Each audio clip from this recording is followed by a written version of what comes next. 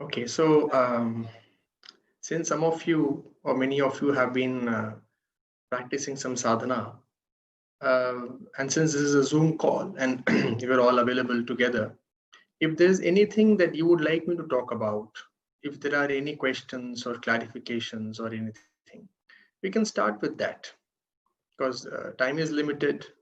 I can always say a few things, but if there's something that you would like me to talk about which matters to you, some anything that matters to you, we can talk about that. So let me just invite anybody here who can, you can unmute yourself and you can basically let me know what is it that you would like me to talk about. So anybody, you don't have to, there is no reason to feel any kind of hesitation at all.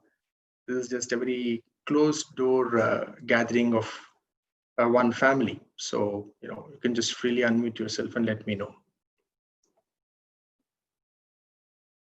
Is there anyone?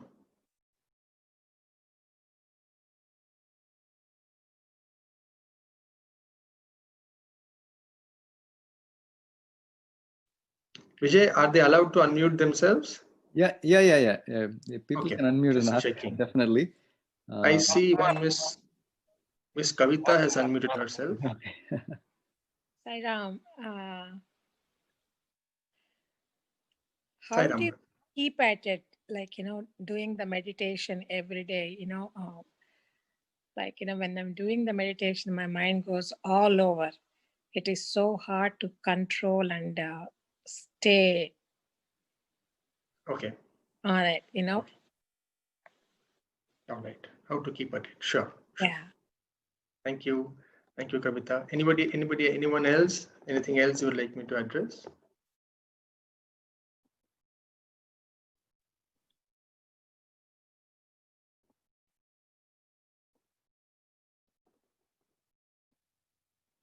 Okay. So I will assume that. Sairam, I have one question.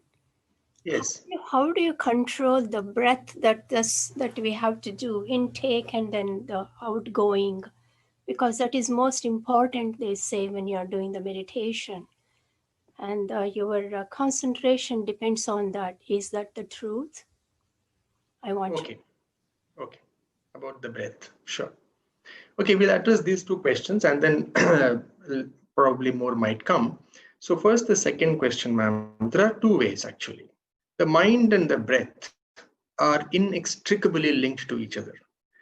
In fact, you can observe that suppose we are in some form of an intense emotion, our breath is different, right? If you are stressed, the breath is different. If you are calm, the breath is different. If you're angry, the breathing is different.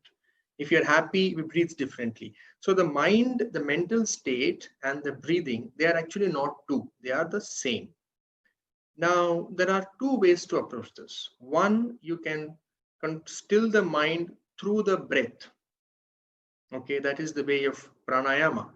Or when you still the mind, your breath automatically becomes deeper and calmer. So it is not necessary that your breath should be in a certain way, only then we can meditate. It's not so. So in the path of awareness, which is what I don't know what is the right phrase, which is what I talk about, which is what I follow. In the path of awareness, you don't have to worry about anything. Your awareness, if it is in the right place, automatically the breath will follow, and the breath will become as it has to become. So we don't have to worry about the breath on the path of awareness. Now, coming to the second question, how do we keep at it? How do we keep at what? That's the most fundamental question. How do we keep at what? What do you want to keep at? So see, it's like this. The problem is that all of us, our minds are so hardwired to accept duality as the way of life that there is always a two, and unless there is a two, the mind cannot function. So our minds are wired in such a way that always we only function in two. So you see, for example, oh, my mind is, I'm able to control my mind or I'm not able to control my mind. Oh, this is spiritual, this is not spiritual. Vice, virtue. High, low. Good, bad. Pure, impure. And that leads to other things. I am ready, I am not ready. So whenever I talk to people about, who am I, and this is really the easiest and the simplest and the most direct way. First question people ask is, oh, but am I pure enough for this? Am I ready? I am not able to do this. Can I do some easier sadhana? Because we have so much this idea has ingrained in our consciousness that we have to have something to deserve God's grace. It's a lie. There is no deservedness. We have to do nothing to deserve God's grace. We have to have no eligibility. We don't have to do anything good or pious or pure to deserve God's grace. God's grace is beyond cause and effect. And that which is beyond cause and effect cannot be caused by anything. So this whole idea of I have to do something to be that, I have to be in a certain way to have access to that dimension, all this actually is confusion. What I am, that I am. That can never change. It is not conditional. You see, what I am is I am. I'm simply that. It is what I am. It is like my name. See, for example, my name is Sanjay Mahalingam. If I do something pure, will my name change? Or if I do something impure, will my name change? In the same way, what I am truly, but I cannot even say I am truly that because there is nothing else. To say I am truly that, it connotes as if I'm untruly something else. No, there is nothing else except that which I am and that which you are. And that which we are truly is completely unconditional. That access to that dimension within us, which is changeless, which is what it is. It is the bedrock of whole existence. God is because I am. If I am not there, there is no God, there is no Guru, there is no universe, there is nothing. So that is first thing we have to accept this, and it's very hard because our minds are so trained to think in terms of deservedness. You do good, you get good. You do bad, you get bad. Yes, it is true in the world of cause and effect. For example, if I talk rudely to somebody, that person is not going to like me. Yes, it is true in the world of cause and effect. But when it comes to inner sadhana, when it comes to knowing oneself, when it comes to accessing the divine dimension within ourselves, in that, there is no deservedness. There is no eligibility. There is absolutely no criteria except one. Except one. And that, madam, is your answer to the first question, that one criteria is willingness. That's all. So it's not even a criteria, it's a choice. Most of us are extremely enamored with our mind. We love it. We are absolutely head over heels in love with the stories that it weaves. Why? Because, not in a good way, all of us are full of ourselves. We think too much of ourselves. Actually, that is the truth. This personality is too important for us. The way it's shaping up. So you see, everything is around this. So no, that's where the idea, oh, I have to transform. No, only thing we have to transform is our willingness. There's nothing else to transform. There is no need to transform anything. Let everything be just as it is. Yes, of course, if you have to achieve something in this world, then we have to plan and we have to develop some skills. That is a different story. That is more in the tactical nature of life. That is more about the what I call the horizontal dimension of life, which is in time. But in the vertical dimension of life, which is going within, which is really timeless, in that dimension, there is no criteria, no eligibility, no deservedness, no talent, except willingness. Am I willing? Am I willing to not be interested in my thoughts? It's really that simple. And because we are not willing, truly, deeply, we are actually not willing, we create these alibis. So, oh, no, I am not ready. No, I am not willing. No, I have to do more sadhana yet before I can start. Who am I? What you're essentially saying is I am not yet willing enough. No, how do I control the mind? What we are saying actually is, oh, I'm too interested in my mind and I'm unwilling to give that interest up. So there is nothing except willingness. For a one who is willing, it is only a matter of 1 second. There is no time. This is not a sadhana that needs tremendous practice.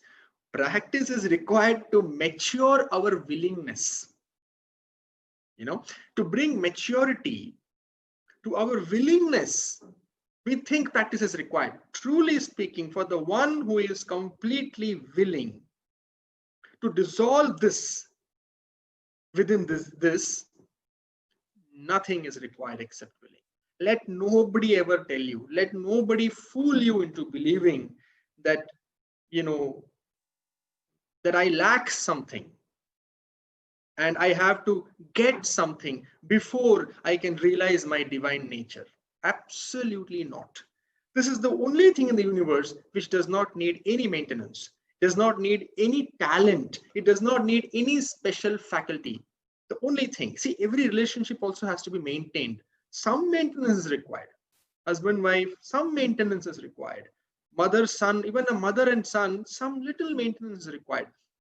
For 10,000 years, if we turn our face away from God, and by God I mean what is inside, and after 10,000 years, if we turn towards God, He will still be equally available. This relationship, it's not really a relationship because there is no two, but if we have to put it that way, this relationship needs no maintenance. No maintenance. 10,000 years we can be, look away. We turn around, He's still there. Why He is still there? Because it is what it is. It is what I am. Where can I go? Where can we go away from ourselves? So this realization, let me just spend a minute talking about realization. See, all knowledge, all wisdom, all concepts, all beliefs is actually acquired from outside. It is an addition. It is an add-on. But realization is not an add-on. It is a subtraction. It is a removal of that which is not. Then what is anyway there. Yes. So most of the sadhana that we think is what we want to do is actually some form of add-on. And these additions, initially they may look like interesting, but truly they actually take us away from our divine consciousness. What is required is for us to remove, not to add, but to remove and go on removing. And finally, what is left is what it is. Nothing can be said about it. Nothing can be spoken about it because it is a state of complete dissolution. And how do we go about it? It's really, really, really, really simple. It is so simple, and that is the problem, that it is so simple. If it were complicated, the mind would have created a sense of accomplishment. I have done it. Because there is no I have done it. There is no attainment here. There is no marga. There is no path. All this is mind's machination. It is a mind's scheme to keep us away from who we truly are. Oh, no, time, wait, you have to do sadhana for 7 years. Then only meditation matures. No, you have to be pure. You have to do good deeds so that you can please Swami. A Swami that needs pleasing is no Swami at all. A God that needs pleasing, that I have to buy His love with my good deeds. And if I do bad deeds, then He's going to turn away from me. Such a God, I don't need. None of us need. God's love is absolutely unconditional and non-negotiable because it is not different from who we are. And what can we be other than who we are? So it is so simple, and that is why it is so confusing for the mind. It's really simple. Who am I? It's really simple. But you see, we ask these questions, but how do I keep at it? Why my mind is going here and there? Let it go. Let it go. We can always come back. See, in this moment, right now, in this moment, tell me, do I not have an absolute choice to turn away from my mind and to stay with this question, who am I? Can anything come in the way of that choice? Nothing, except my willingness to do so. I am so much in love with my mind. so much in love with my life and my story. So, well, what can anybody do? What can God do? And what does anybody need to do also? You see, another thing is we are actually divine. We don't have to be any certain way. There is no need to be spiritual unless we feel the need to. It's totally all right to be interested in the mind. That is another thing. You see, we think, oh, I have to be spiritual because that's the only way to be. No, it is not necessary. We are all divine beings. We can enjoy this drama of Maya, this color of this universe, as long as we want to, the way we want to. We are all free beings, absolutely free. So we can do it anytime, no problem. Whenever we are willing, we turn around, we simply ask this question, who am I? And when I say who am I, it is not a dialogue. It is not a contemplation. It is not even a meditation. It is very important to understand that it is not a process of cogitation where I am thinking, oh, so who am I? Oh, so this is this. Oh, no, it's not like that. It's not a dialogue. Okay, it is not. I'm not talking to myself. It is straight. You simply pay attention to the I thought. Like, see, for example, now we think that I am talking and you are listening, right? So when you say I am listening, straight away we pay attention to that which says I. There's something inside us which says I. It just says I. Something arises from within I. What is prior to that arising of I? If you pay attention, we will see that there is what is called in spirituality unindividualized consciousness or awareness or Atman or Brahman. Before the arising of the I, there is just an ocean of silence. That is our natural state. In that, suddenly this I rises. Why it rises, there is no answer to that question. There is an answer, but no need to waste time on that. It arises on its own. This is creation. Creation did not happen in some point of time in the past. Creation is happening right now. Every second we are creating the universe. There is no date. There is a physical date. Probably scientists are struggling 5 billion years, 6 billion years, something like that, to put a date to the observable universe. But that is a different physical dimension. Universe, as we know, as we perceive, is created every instant. It is also dissolved every instant. In this moment, there is a choice. Whenever the mind is getting, or we are identifying with thought, we can always come back and then say, to whom do I get this thought? I mean, who gets this thought? The answer is, I get this thought. Who am I? Who am I? That's all. That's all it is. As simple as that. And then when we pay attention to the I, there is no I. That's the beauty of it. The more we look for the I, the more we will know that it is not there. The more we will know it is not there. You see, there is a very famous example in scriptures that when there is a rope on the ground and there is no light in the darkness, we mistake the rope to be a snake. It has happened to me, especially in Parthi, but there are so many snakes. And you're walking on the road and there is no light. Suddenly there is a rope and oh, it's a snake. But nothing can be done about it. Does the rope have to transform? No, it doesn't have. You just have to put light on it. And then it becomes clear that there is no snake. The more attention we pay to the rope, the more clear it becomes that there is no snake. Oh, the rope is not moving. Oh, then it is, then we put more light. So similarly, the more we look for the I, we will realize there is no I. There is no I. And when there is no I, there is no you. Okay. But these are all mental. These are all just talk. This is all just words. What we really need is experience. Not even experience actually, but to start with, yes, simply we have to pay attention to the I. The I. The moment we pay attention, little bit. It is not something that needs time and practice. Time and practice, as I said, is required only for the maturing of our willingness.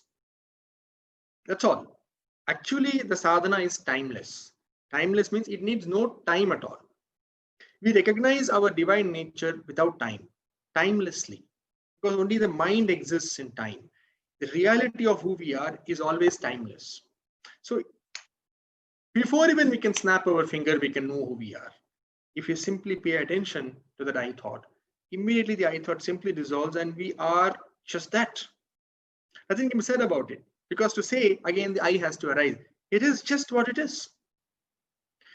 The one practical tip for this sadhana is one need not worry about anything. One need not worry about the mind going here and there, because let it go. It is what it is. Always we should stay in this place. It is what it is, and I am what I am. Just remember this phrase. It is what it is, and I am what I am. That is all. Right? So the mind can do whatever it wants. Really, it is what it is. So the thing is, this whole idea that the mind has to be controlled for us to know ourselves is the root cause of the problem. There is no need to do anything with the mind. No need to still it. No need to control it. In 2006 in Kodaikanal, when I asked Swami, how do we control the mind? The exact same question that was asked today. Swami said, mind. What mind? Where is the mind? Show me the mind and I will tell you how to control it. Then Swami said, there is nothing like mind. There is only God. Later on in my years of sadhana, I have come to realize this, that mind is ourselves when attention is not paid. Mind arises, the root of the mind is lack of attention to ourselves. That is all there is mind. Like shadow comes when we face the wrong direction. When we look at the sun, when we look away from the sun, the shadow is in front of us. What can you do about the shadow? Nothing really can be done. You can only turn around. The shadow is no more in your perception. In the same way, nothing can be done about the mind. It cannot be controlled or stilled, because it is not there to still. It doesn't even exist. When we pay attention to I, the mind is not there. So there's no need to worry about the mind, about emotions, about this or that, because everything is, remember, as it is. And I am as I am. Or how Swami used to say, I am I. Nenu nene. Everything is what it is, and I am what I am. Of course, when we go deeper into I am what I am, then what is also begins to change, because we start vibrating at a higher frequency on our own, but we don't have to worry about it. We don't have to change a thing about ourselves. We don't have to change a thing about the mind. We don't have to change a thing about this universe. Nothing needs to be changed about anything. I know it sounds radical, because we are so trained to think of this as a step-by-step process. Like once I do this, then this will happen. My mind will become still. Then I will know myself. Then there is no such process. This idea of a process is mind's ruse. It's a mind's excuse to somehow keep us trapped in the mind. There is no such thing. There is only what we are, and there is only what it is. So everything is what it is, and I am what I am. And in that space, we can find that ocean of peace, which all of us are, trying to settle down into, which is eluding us.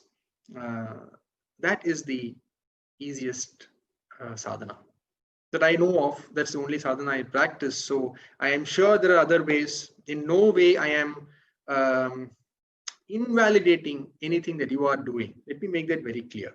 If you are doing some other form of sadhana and you are approaching life and spiritualities from some other outlook, and if it is working for you, please go ahead. In no way am I suggesting that this is the only way and every other way is somehow invalid or not good enough. No, there is no such thing, because it is just a game we are playing, and we can really choose to play the way we want to play, because we are the masters of this game.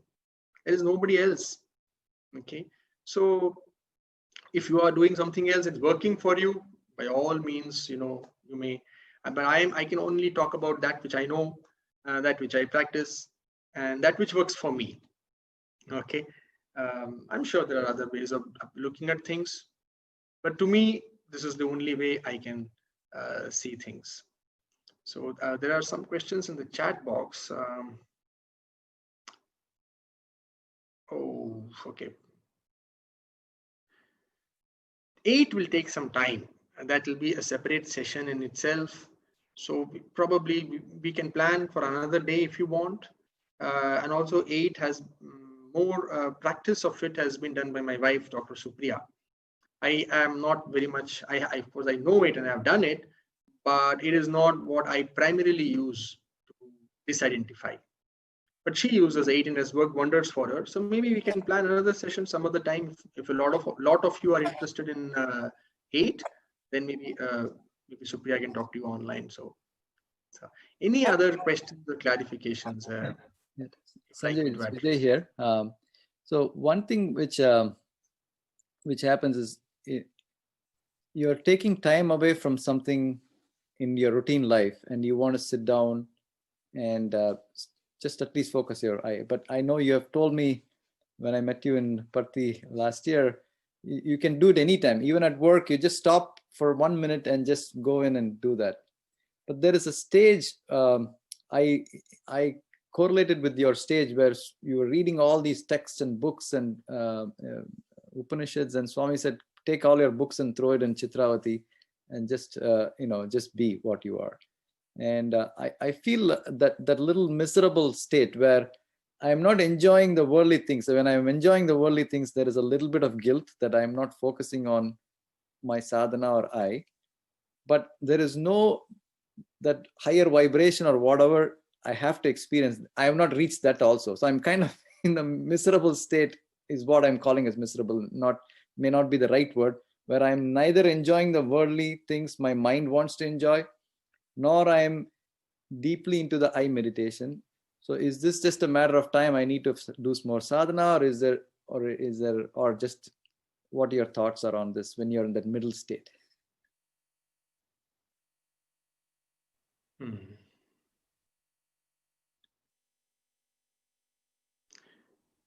See, again, yeah, I did undergo a certain form of a journey, but it is not necessary that all of us also have to undergo the same journey. Okay, maybe you already have undergone that journey, so maybe you're simply ready to listen to this and just become free instantly. So it is not necessary that it has to be that way, that somebody has to first read a lot, then become miserable, and then finally leave all that and then finally get it. It is not necessary. It is just one journey. It is just the way one wave moved on the ocean. All the waves don't have to move that way. Now the question to your answer is, see Vijay, this is the classic way of the mind. Because you see, we will not believe. It is so difficult for us to believe that there is no way I have to be. That there is nothing wrong in being worldly. There is no such thing as worldly. It is what it is. See, it is like this. It is so stupid, like for one wave to say that, see, this is the way you should be. And other waves, oh my God, when will I become like you? Nobody is becoming like anybody. Within a few minutes, both the waves will subside in the ocean. And in the beginning, there was no wave at all. So this idea is so ingrained into us. And the fault of this is actually spirituality, or misinterpreted spirituality. Is that, there is a worldly and there is a spiritual. There is no such thing. There is no such thing. You see, both are actually only this idea that I have to get somewhere. Spirituality is actually equally worldly, and worldly is equally spirituality. In both, what is actually happening is we are not comfortable with what we are. We somehow want to be different. And that is why this whole idea of spirituality came up. Enlightenment as an attainment. Enlightenment is not an attainment. It's a dissolution of all need to attain. But then we'll make that also an attainment. Oh, I have to get enlightened. But there is no such thing. So now question is, basically, how do I get peace of mind? We get peace of mind by in this moment. By getting rid of all these ideas that, I am worldly and I have to become spiritual. I am spiritual. How do I become more spiritual? How do I vibrate at a higher frequency? See, all these ideas and concepts and thoughts, what is it hiding from us? The immensity of this moment as it is. We think something has to be added to this moment so that the next moment can become better than this moment. This is at the fundamental root of all our aspirations. We call it worldly and spiritual aspirations. It is ultimately an aspiration. An aspiration is for a better future, which is better than the present. This idea that a better future awaits is wrong. I'm sorry, wrong is not the right word. It is an illusion. Let me put it this way, very bluntly. It's not going to get any better. It's not going to get any better in the way we think it will. The whole sadhana or whole spirituality, again, these are all just words, because these words have so many meanings in our heads. I'm scared to use these words because immediately you go into our associations. The whole essence of life is to understand, actually not understand, to be one with the immensity of this moment. It is not even a sadhana. What we need to do is to get rid of all these ideas that that there is something better coming, that we have to be somewhere else, or we have to be something different than what I am. This moment has to become slightly better than what it is, or I have to be somewhere else than where I am. So the here, the now, and the I am, all these are one only. The here, now, and I am. These are all three one. So that is why it is something that has to be gotten intuitively. This cannot be understood, because the moment you try to understand it, this idea that, oh, something is lacking now, that is at the root of this dichotomy. Oh, I am worldly, how do I become spiritual? Oh, I'm meditating, but how do I improve meditation? Oh, I'm vibrating at lower frequency, how do I vibrate? You see, however high frequency vibrate at, you will want to vibrate at a higher frequency. See that? However high we vibrate, we will want to, because fundamentally we are not at peace with what is, and we are not able to be with the immensity of this moment and the completeness of this moment. It is so complete that nothing can be done about it. Nothing needs to be done about it.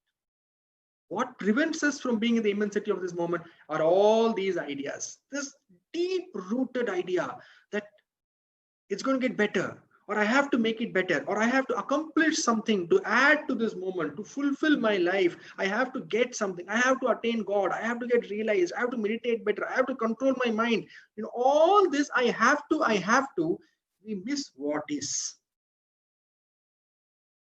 And this is a never-ending cycle. Another 10,000 years of sadhana. You see, actually, Swami said actually in one interview that, you know, there are so many there are great yogis in the Himalayas who are doing 10,000. He used the word 10,000.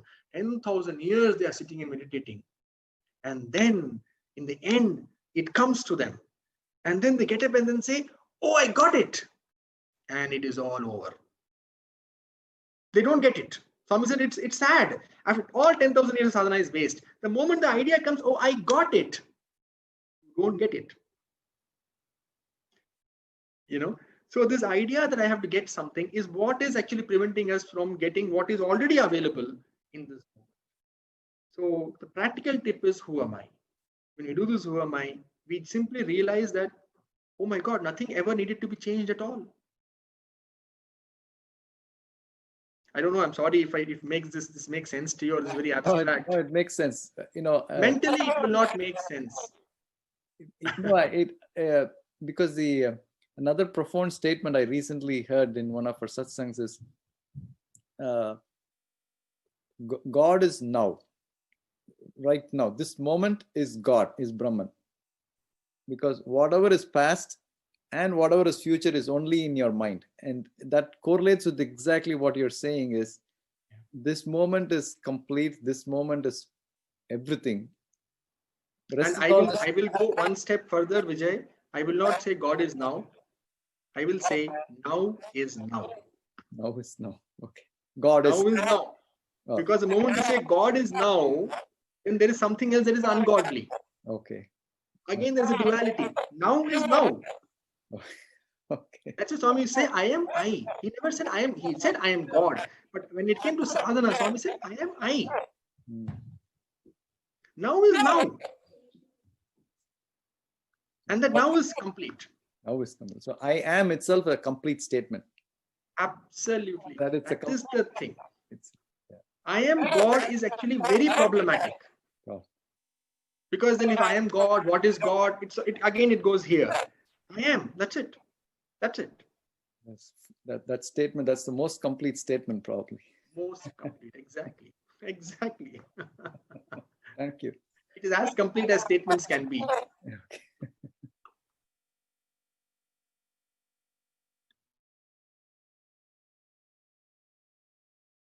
There are some chats.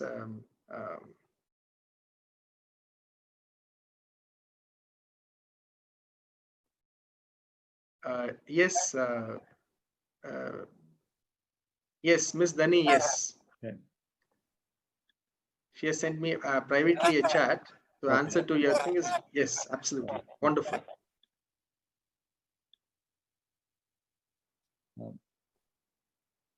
It's 9:40. So if there are any other questions or anything, we can take it. Or whenever you want to stop, we can stop, Vijay. Yeah, I think it's 9:40. So some people might want to. We can do one. Can we do one session of eye meditation, or what do you think? Just a or you're going to send us a recording, or how do you want to? No, I will send you a recording if you want of a brief talk.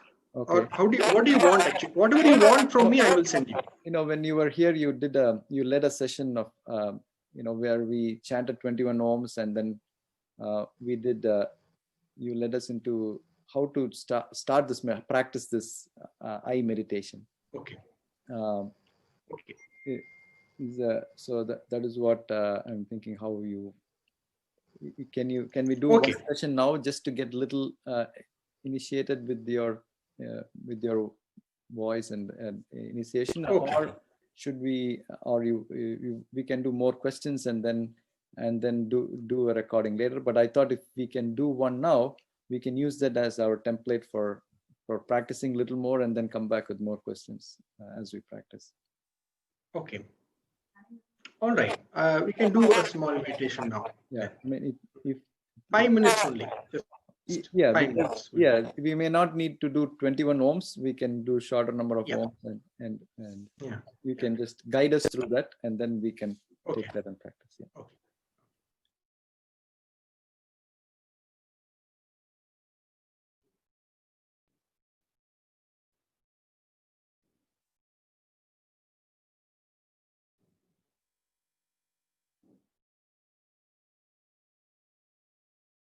Okay, we will do one thing. We will do just we will do seven omkarams, and then we will I will guide you through a 3 or 4 minute process. It's really not a process. I'll be just speaking, and you can just stay with my words. Yeah, when we do this omkaram, you don't have to again, just relax.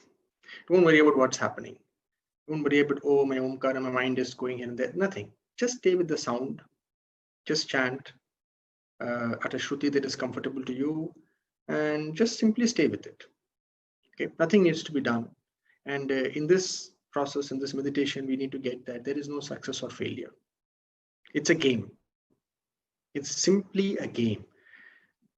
We are what we are. Meditation, no meditation. Vibration, no vibration. We are what we are. Okay, so there is nothing to be got out of this. There's nothing to be achieved. There is nowhere to reach. So utterly be relaxed. Let there be no stress of attainment or making something happen. All these things, which is so ingrained in us, is what actually stops us from actually attaining. This need to attain, this is so ironic and paradoxical. It is so counterintuitive that the need to attain is the one that comes in the way of attaining. So there's nothing to really do. So just relax and just sit comfortably erect. Okay. Just don't crouch and don't let your shoulders fall. But that doesn't mean you have to sit like nothing like that. Just relax. Try to keep your back comfortably straight. And you could sit in Yoga Mudra. Yoga Mudra is this palm facing upward, index finger and thumb together, and these 3 fingers together, not separate. Again, this will aid you a bit, but again, in the path of awareness, nothing really matters. Okay, so index and thumb together, these 3 fingers together, facing upward, the palm placed on the knee, and comfortably sitting. I'll start now.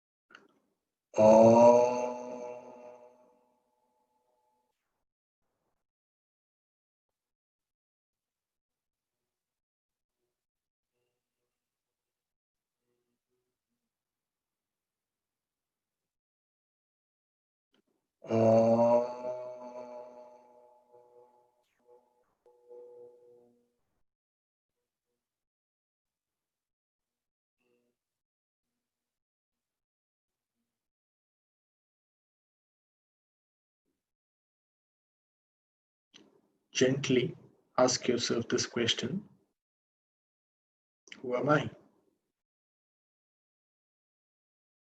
Don't worry if you don't get an answer. There is no answer. Don't look for an answer. Just stay with the question, who am I?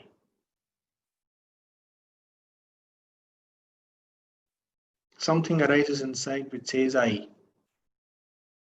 I.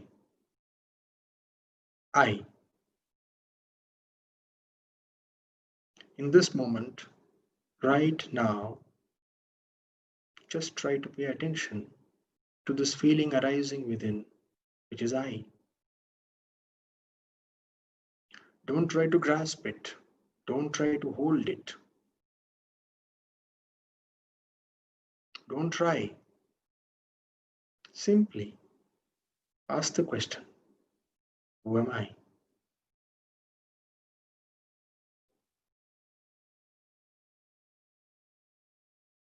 Don't try to hold the I. There is nothing to hold, nothing to grasp, nothing to get, nothing to understand, and nothing to realize. Simply, gently pay attention to the I.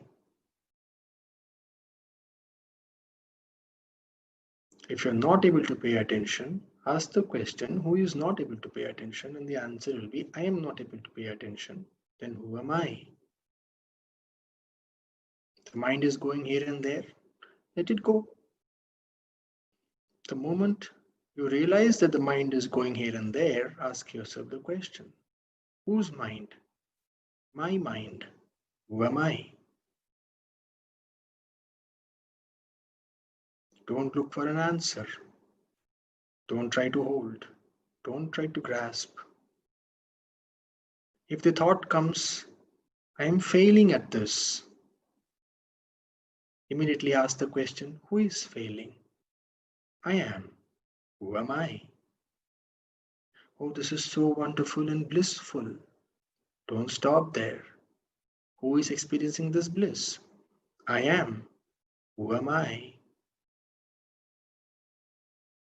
I can't see anything. There is just darkness. Who is seeing this darkness? I am. Who am I?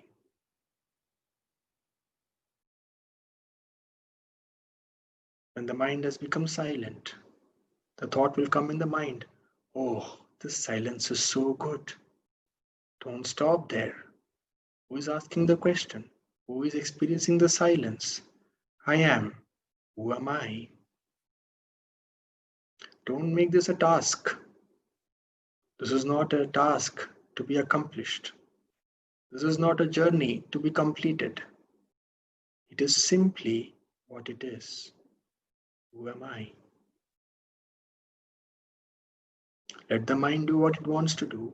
The moment it is realized, ask yourself the question, whose mind? My mind. Who am I? Don't worry. Don't worry if it looks to your mind as if nothing is happening. Don't worry. Nothing is happening. You are what you are. Don't get fooled by the thought nothing is happening. What am I doing? Ask yourself, who is getting these thoughts? I am getting these thoughts. Who am I? Who am I?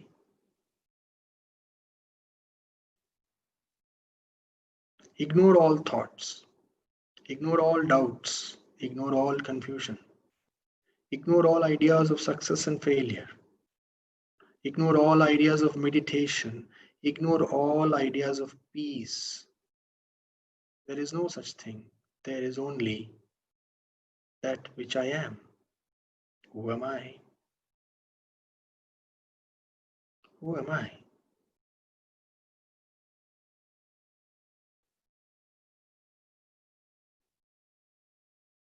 Simply stay with the I thought. Simply stay with I am. And if you're not able to stay, it's totally all right. Just ask yourself, who is not able to stay? The answer will be, I am not able to stay. Who am I?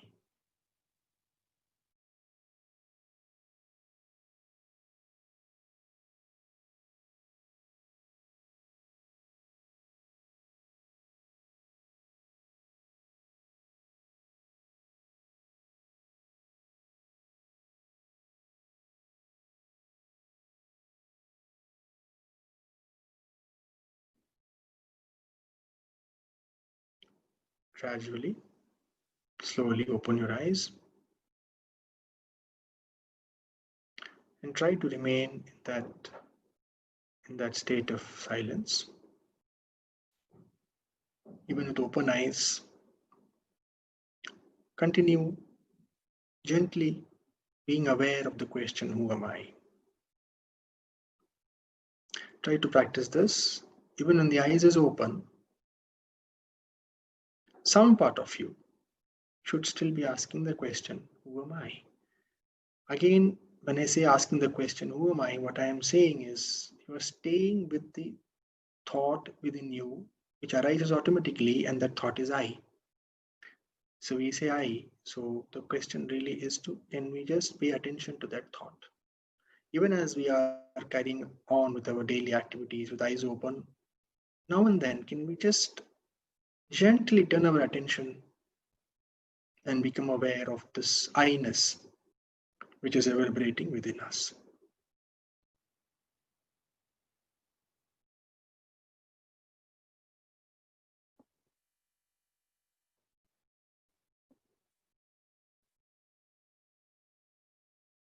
So thank you. Any questions or so Vijay, how do we go ahead?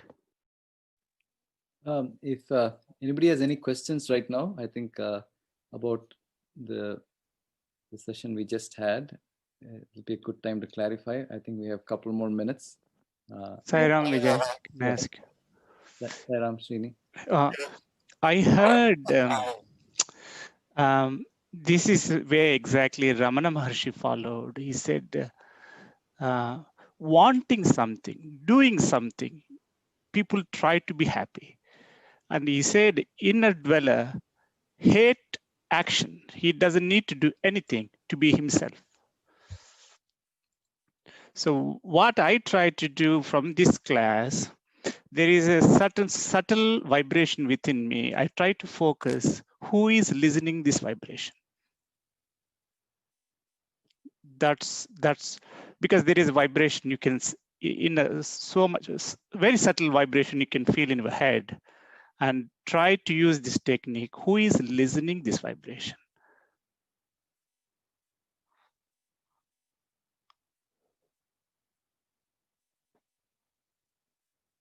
I think that may be useful for me to, because rather than putting a thought, who am I, I can correlate easily. There is some sort of vibration within head, and I can, very audible vibration. I can feel that vibration, very subtle, and I can ask who is listening this vibration.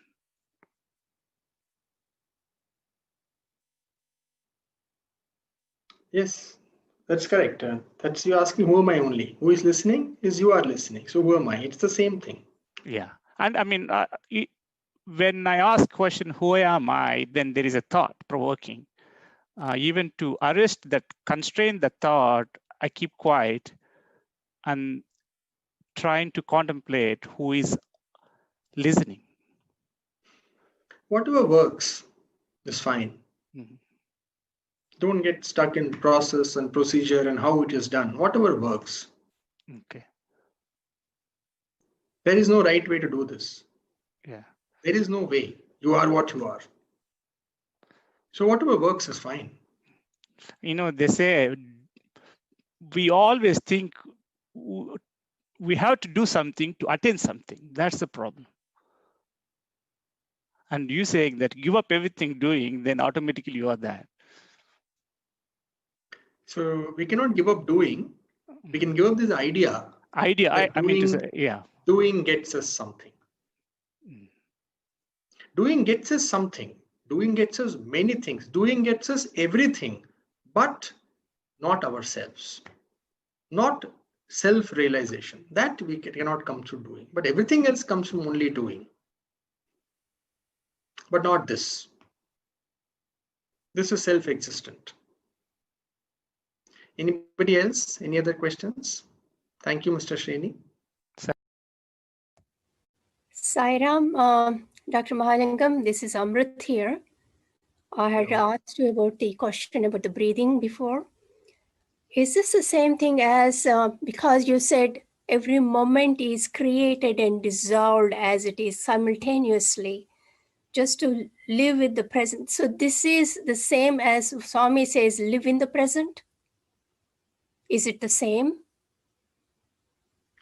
All sadhana is only living in the present. But see, living in the present is again misunderstood. We are living in the present only, no? Can you give me an example of living in the past or the future? Ms. Amrit? Give me an example of living in the past or living in the future. Just an example. The thought process always goes back and forth. Right. Got it. Yes. And so now if you think of the past, yes, you are in the past, right? Yes. And when does this thought of the past occur? It's happening now. I mean, what happens? That's it. Does the thought of the past occur in the past? No. The thought of the past occurs in the present. Yes.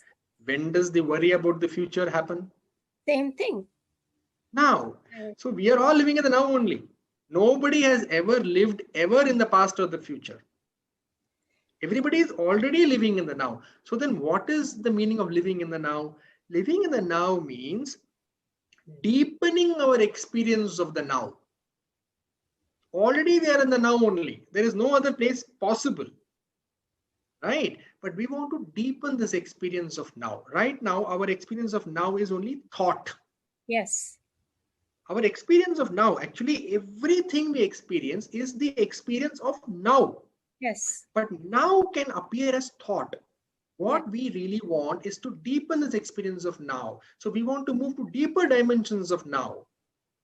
The deepest dimension of now or life possible, the most intimate dimension of now is actually now as now is. Before anything gets added to this now. Even the idea this now is now, before even that, this now is simply now, that infinite, endless, timeless now. When we are in touch with it, that is actually truly living in the now. That is what Swami is talking about. Does that make sense to you? Yes, but how do you have that awareness and how do you live? That is, yes, you can have this awareness by who am I. There are other ways. There are actually other ways, but then probably in some other talk, we could explore some other ways. There are actually other ways. But the simplest and straightforward way is who am I? Because this moment now is not different from who we are. Actually, what we truly are is now only. This now, this moment is what we actually are. But unless we get this clarity within ourselves, all these things that I am saying will make you even more confused. But that's the way it is. Yes, this has to be got intuitively. Lot of things that we have to undo what we have learned actually in many ways, I think, because which is confusing us.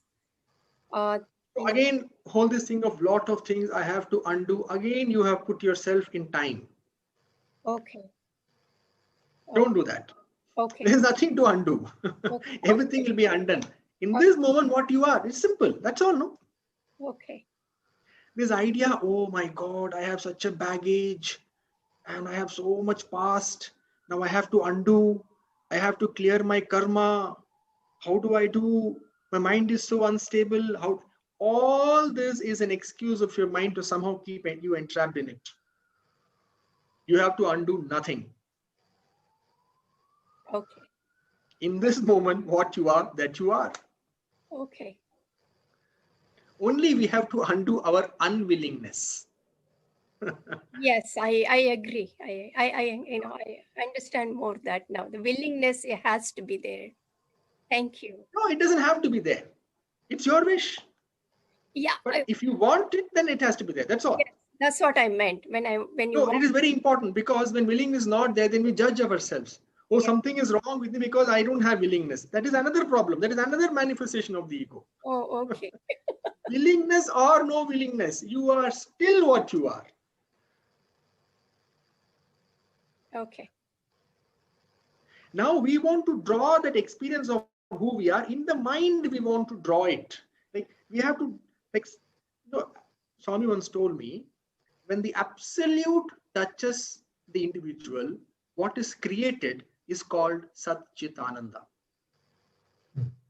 So who we are, that we are, willingness or no willingness. But we want to experience Satchitananda. Therefore, the mind has to come in touch with what we are. For that, you need willingness. But we are what we are, willingness or no willingness. Thank you.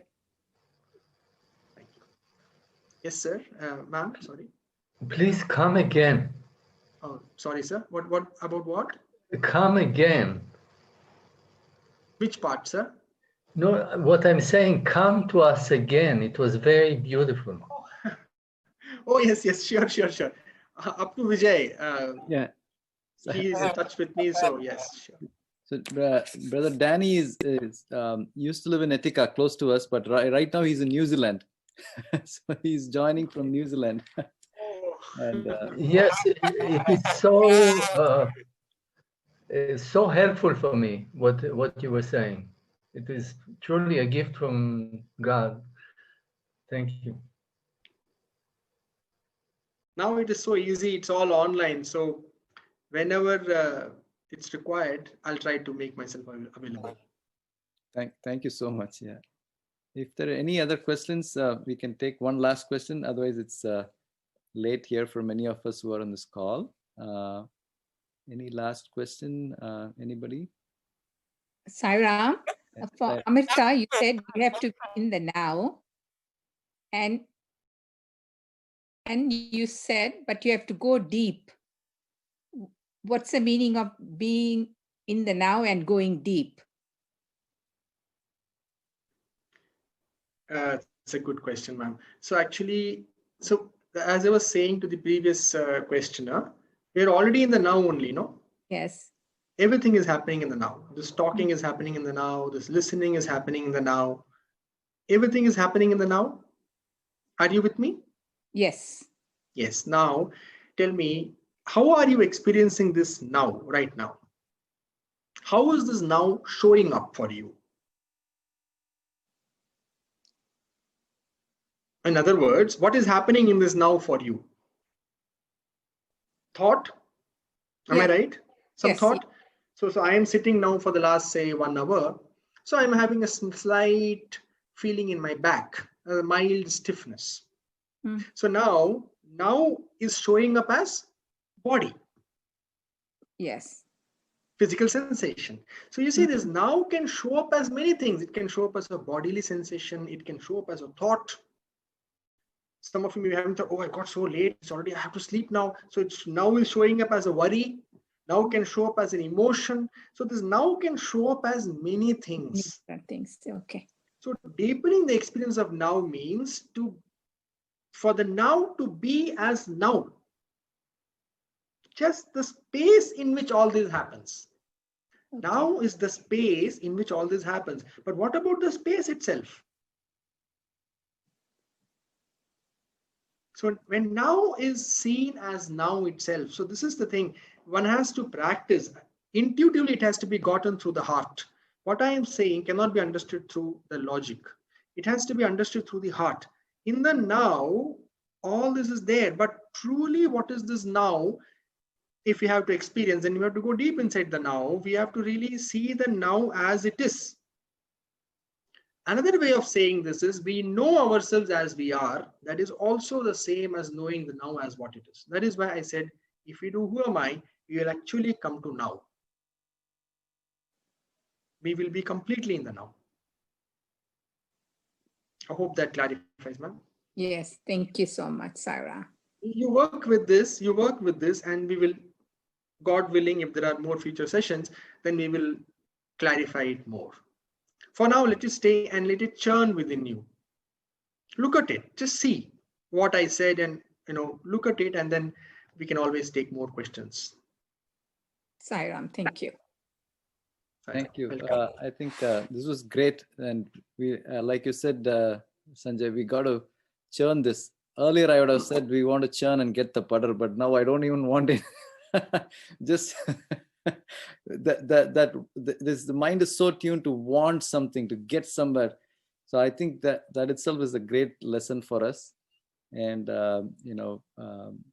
thank you for bringing us Swami's blessings and Mother Saraswati's blessings from India to all of us. And this is a great boon you have given us today to just focus on the I. And thank you everybody for joining. And it's my assurance just for us to practice some more this and keep this feeling in us some more. And I'm sure we'll have questions as we do this. And we'd love to have you again to have it's a beautiful time. It's a beautiful satsang. Thank you again. Thank you for all the wonderful comments that all of you are sending. Thank you. It was my pleasure. And I also had a wonderful morning talking to you all. Thank you very much. We'll do 3 Samasta Lokas and 3 Shantis and we'll end.